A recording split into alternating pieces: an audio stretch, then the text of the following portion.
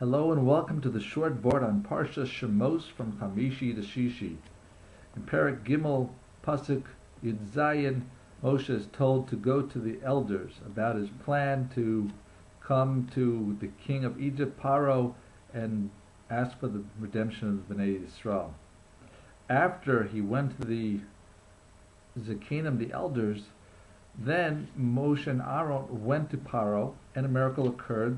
They were able to get into the palace, which was surrounded by lions, and which entry without permission is punishable by death, yet they were able to get in and get an audience with Paro.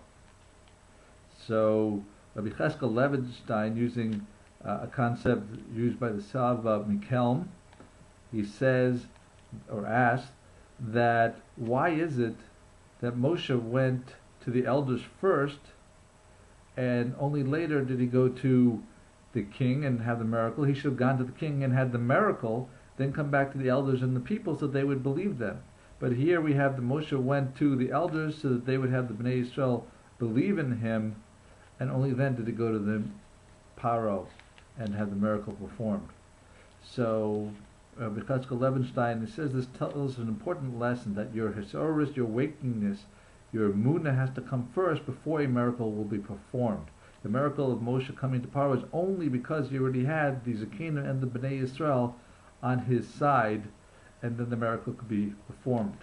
And we see a similar concept earlier in the Parsha, where Moshe Rabbeinu, when by the sneh, so the Medrash Tanchuma says one of two things happened. Either Moshe took 3 steps to see this burning, mostly translated as bush, as well as others say he just turned his head, his neck, and that was enough. And for this, he merited to be zocha to lead the Bnei Yisrael out of Mitzrayim into Ugula.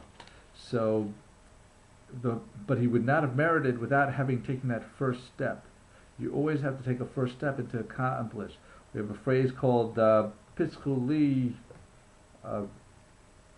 Pesach Kepischol Shamachat. Open up for me a little hole like in a needle, and then Hashem will open the rest of the way. But we always have to put the first effort. And where else do we see that? We also see that with the nace that Moshe, the os, the sign that Moshe was supposed to use with Bnei Yisrael so they would believe in him.